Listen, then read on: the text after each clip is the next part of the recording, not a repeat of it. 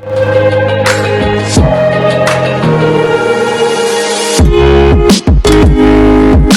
Channel science philic, और आज हम स्टार्ट करने जा रहे हैं एक नया टॉपिक, लॉगरिदम। ठीक है, जिसका यूज हम लोगों को बहुत आगे जगहों पे मिलेगा, कॉम्पिटिटिव एग्जाम्स में बहुत आते हैं। तो चलिए हम लोग स्टार्ट करते हैं लॉगरिदम का कॉन्सेप्ट, और इसमें हर एक चीज सीखेंगे हम लोग। ठीक है, तो चलिए पहले हम लोग स्टार्ट करते हैं उस जगह से जहां से इसकी डिस्कवरी हुई थी, क्यों हुई थी। देखिए, मैथ्स को फील करके पढ़ना चाहिए। ठीक है, कोई ऐसा नहीं है कि क्वेश्चन सॉल्व करने से मैथ्स आ जाएगा, उसको जब फील करेंगे ना तो क्वेश्चन ऑटोमेटिकली सॉल्व हो जाएगा। ओके, तो चलिए स्टार्ट करते हैं। हम लोग उस समय पे जाते हैं, इसकी डिस्कवरी क्यों हुई थी, कैसे हुई थी, किसने की थी। तो इसकी डिस्कवरी हुई थी 1614 में। हुआ क्या था, जब न्यूटन और भी बहुत सारे फिजिस्ट साइंटिस्ट लोग डिस्कवरीज कर रहे थे मोशन की एंड दीज ऑल, तो दो साइंटिस्ट ऐसे थे जो इन सब चीज में लगे हुए थे कि मल्टीप्लिकेशन और डिवीजन को कॉन्सेप्ट को स्मॉल कर कैसे किया जाए। जैसे अभी तो कैलकुलेटर है हम लोगों के पास, तो बहुत आसान है हम लोगों के लिए कि तुरंत कैलकुलेटर में फोन ऑन किया, कैलकुलेटर लिया, जूम जूम नंबर डाला और तुरंत आंसर आ गया। लेकिन इस समय क्या सोच सकते हैं, इस समय कितना मुश्किल रहा होगा वो चीज। तो दो साइंटिस्ट थे, जॉन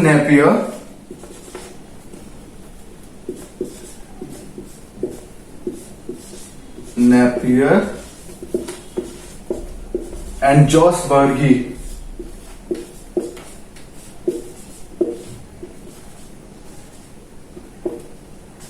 ये दोनों साइंटिस्ट ने मिलकर लॉगरिदम का, इन्होंने पैरेलली वर्क किया और लॉगरिदम का कॉन्सेप्ट निकाला।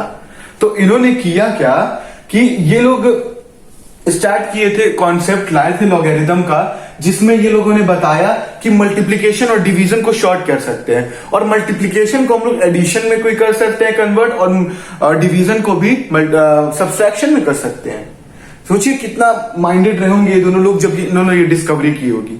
ओके, अभी तो कैलकुलेटर से आसान है, पर उस टाइम बहुत मुश्किल था, तो इन लोगों ने ये लॉगरिदम का कॉन्सेप्ट लाया था।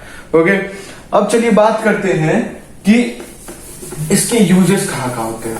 प्रैक्टिकल यूज तो आप लोग सोचते हो कि पढ़ क्यों रहे हैं, अब जब कैलकुलेटर आ गया तो पढ़ने का क्या होता है, लेकिन नहीं, प्रैक्टिकल में भी आप लोग के आसपास बहुत चीजों में यूज होता है। अर्थक्वेक मेजर करने के लिए जो रिक्टर स्केल आती है, उसका मेजरमेंट होता कैसे, वो बहुत बड़े बड़े मेजरमेंट्स होते हैं, और बड़े मेजरमेंट्स को छोटे करने के लिए ही ये लॉग का इन्वेंशन हुआ है।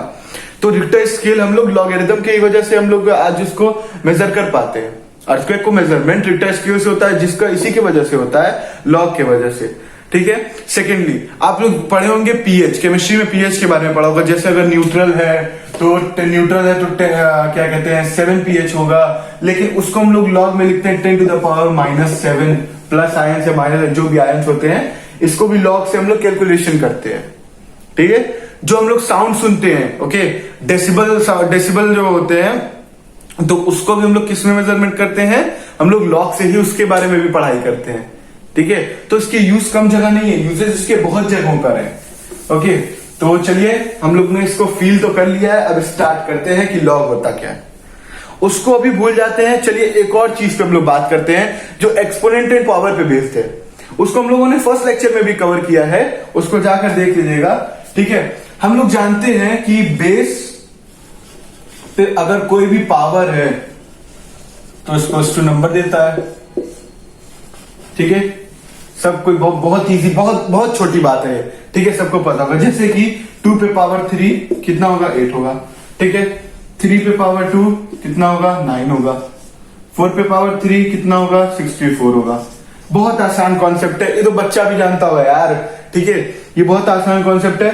ठीक है, ये पता है हम लोगों को। चलिए एक और छोटा सा गेम खेल लेते हैं इसी को बेस पे। ठीक है, इसको रहने देते हैं। अब सुनिए, करना क्या है कि बेस को अपने पोजीशन पे ही छोड़ दीजिए और पावर और नंबर को इंटरचेंज कर लेते हैं। चलिए भाई, तो बेस को अपने जगह पे छोड़ दिया, और यहां पे पावर और नंबर को जब इंटरचेंज किया तो यहां पे नंबर आ गया और यहां पे पावर आ गया। ठीक है, चलिए इस पे भी हम लोग 3 क्वेश्चन कर लेते हैं। बेस यहां है 2, ठीक है, और पावर कहां रहेगा, यहां पे अगर 3 तो यहां कितना होगा, 8 होगा। ठीक है, इजी है। अब हम लोग देख लेते हैं 3 पे इक्वल्स टू 2 अगर करते हैं, अरे 2 करेंगे यहां पे अगर, तो क्या मिल जाएगा हम लोगों को, 9 मिल जाएगा। ठीक है, और यहां पे अगर 464 कर देते हैं तो यहां क्या मिलेगा, क्या मिलेगा, क्या बोला था, क्या कॉन्सेप्ट बताया था कि 4 पे पावर अगर यहां 64 है तो यहां पे अगर इसके हिसाब से देखा जाए तो ये नंबर है, यहां पावर होगा तो पावर क्या आ जाएगा, कॉमन है 3 आ जाएगा। Okay, so easy. ठीक है, तो अब हम बताते हैं कि इसका यूज कैसे है। इस सबको इरेज कर देते हैं, अब लॉग के बारे में बात कर लेते हैं।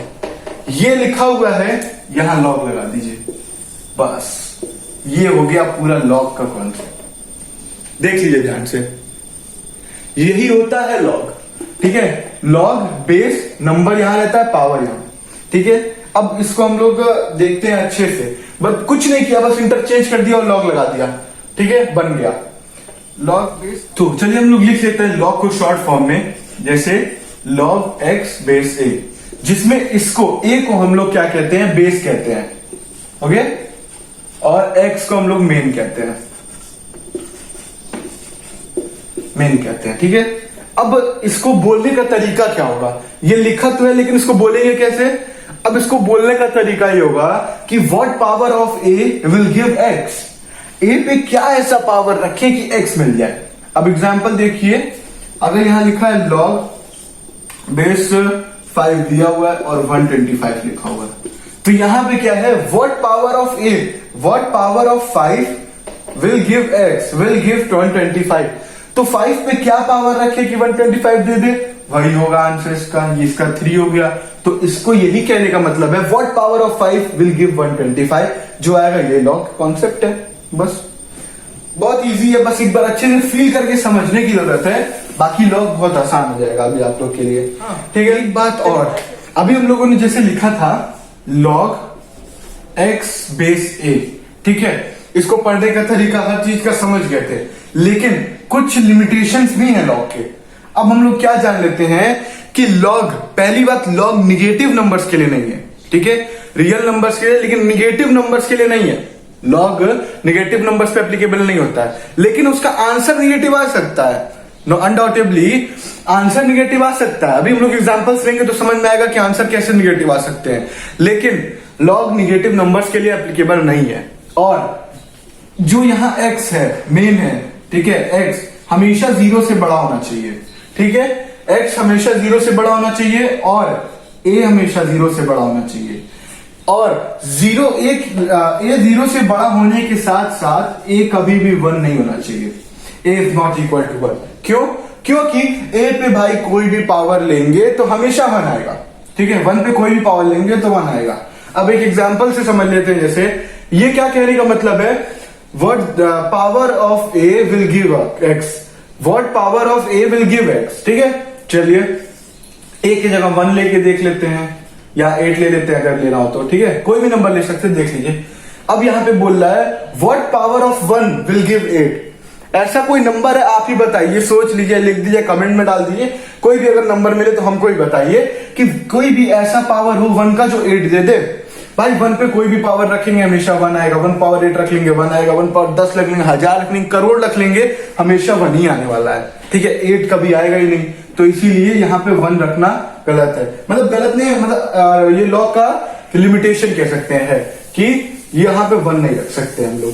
ठीक है, अब बात कर लेते हैं, कुछ क्वेश्चंस कर लेते हैं हम लोग इस पे। ठीक है, कुछ क्वेश्चंस कर लेंगे तो थोड़ा आपको भी अच्छा लगेगा और थोड़ा समझ में और आ जाएगा। ठीक है, चलिए, log 3/9 5/125 log 2/1/8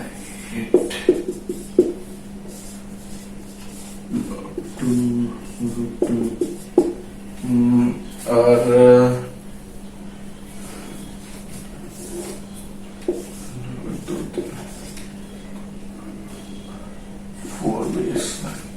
चलिए ये 5 क्वेश्चन करते हैं। ठीक है, 1 मिनट का टाइम है, आप लोग कर लीजिए, फिर मैं सॉल्व करता हूं। पॉज करके कर लीजिए, मैं करूंगा फिर। चलिए हम लोग करते हैं क्वेश्चन अब। ठीक है, पहला क्वेश्चन है log base 9। ठीक है, मेन मतलब इसको हम लोग पढ़ेंगे क्या, log 9 base 3। तो इसको हम लोग सॉल्व कैसे करेंगे कि what power of E3 will give 9, तो व्हाट पावर 2, ठीक है, ये सबको पता होगा 2 होगा इसका आंसर, ठीक है।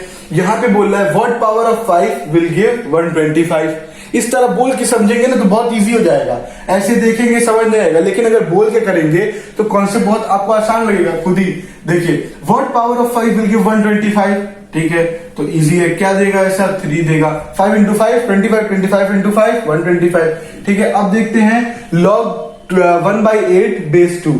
अब 2 पे क्या पावर रखें कि 1/8 दे, भाई 2 पे पावर 3 रखते थे तो 8 देता था, अब -3 रख देंगे तो 1/8 दे देगा, बात खत्म।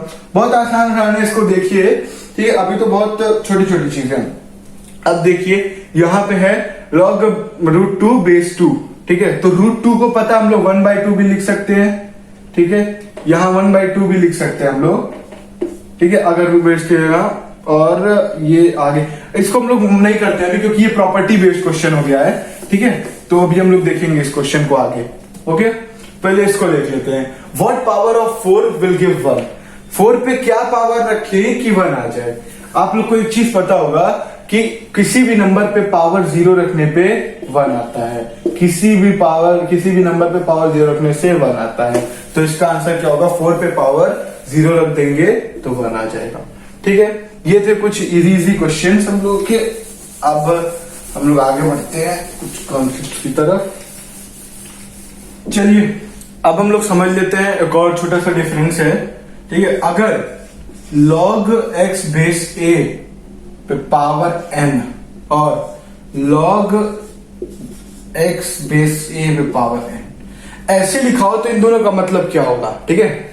अगर ये लिखा हुआ है log x base a x पे पावर n, तो ये इस नंबर पे पावर है, ठीक है। लेकिन अगर ऐसे लिखा हुआ है कि log x बेस a पे ऐसे होल पावर n, तो यानी कि इसका क्या मतलब है कि log x base a whole पे पावर n है, ठीक है। तो एक एग्जांपल से भी समझ लेते हैं ताकि और आसान हो जाए, ठीक है।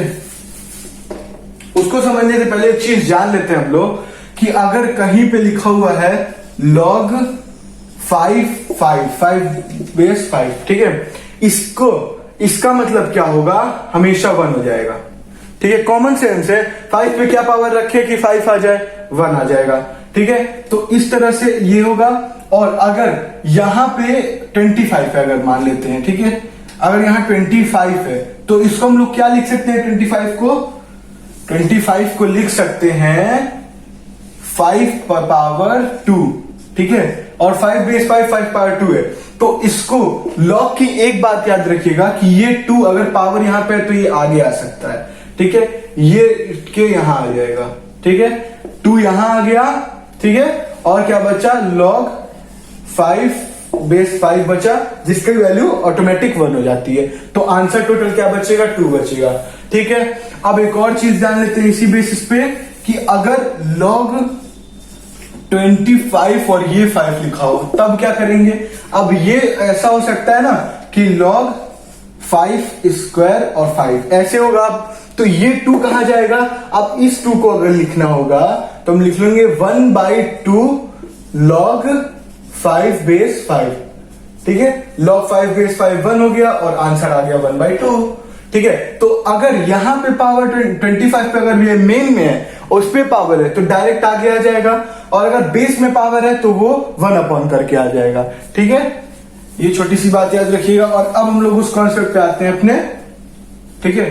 तो अगर है क्वेश्चन है, अगर log 5 का 25 का, चलिए ठीक है, अगर ऐसे लिखा हुआ है कहीं पे तो क्या करेंगे, देखिए अब यहां इसका ये मतलब है कि 25 का स्क्वायर करना है, जैसे कि log बेस 5 और यहां पे 625 आ जाएगा, ठीक है। ये टोटल पे नहीं था, ये केवल 25 पे था स्क्वायर, ठीक है। तो 625 आ गया। अब इसका आंसर क्या आ जाएगा, 625 यानी 25 625 2 4 हो जाएगा, ठीक है। तो log 5 बेस 5 4, ठीक है। तो इसका आंसर क्या आ जाएगा, 4 आ जाएगा सीधा सीधा, ठीक है। एक ये हो गया। अब अगर इसी क्वेश्चन को देखिए और इस 2 को हटा के ये 2 अगर हम लोग यहां कर दें, ठीक है, अब क्या होगा, अब हम लोग को सिंपल से क्या करना होगा, ये होल पे हो गया है, ठीक है, तो log 20 है होल स्क्वायर कर देंगे, ठीक है। अब इसको भूल जाएंगे, इसको सॉल्व कर दीजिए नॉर्मल जैसे करते हैं हम लोग, क्या आएगा, यहाँ पे 2 आ जाएगा और 2 का स्क्वायर आ जाएगा, आंसर आपका 4 हो जाएगा, ठीक है। तो क्वेश्चंस हो चुके हैं और अब हम लोग एक नई बात जानते हैं कि नेपियर कांस्टेंट क्या होता है। आप लोग सुने होंगे E is equals to approximately 2.7 होता है लगभग इसकी वैल्यू, E की वैल्यू। अब E होता क्या है ये, हाँ 2.7 या 7 जो भी, अब E होता क्या है, इसको हम लोग नेपियर्स कांस्टेंट कहते हैं, नेपियर्स कांस्टेंट।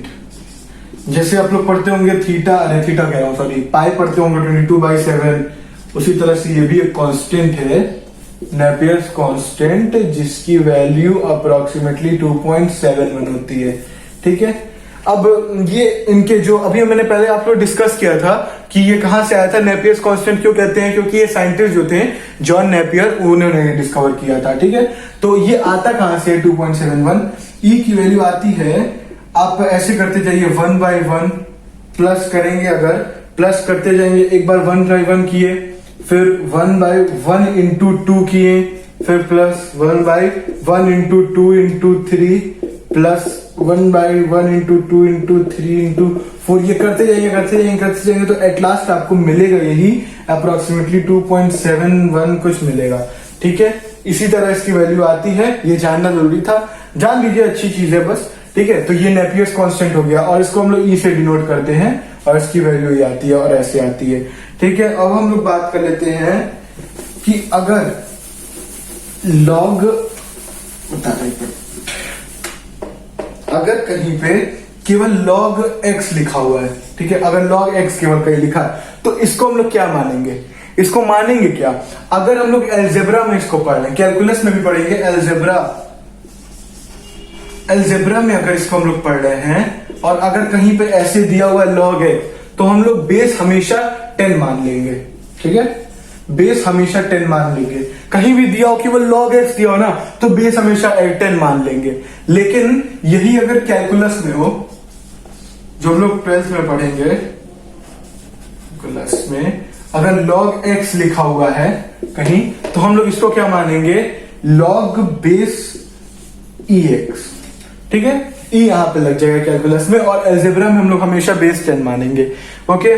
ये हो गया, और ये हमारा कॉमन लॉग होता है, ये लॉग बेस, ये कॉमन लॉग होता है हमारा, ठीक है, इसको हम लोग कॉमन लॉग भी कहते हैं, कॉमन लॉग होता है ये, ठीक है। और एक नेचुरल लॉग होता है हमारा,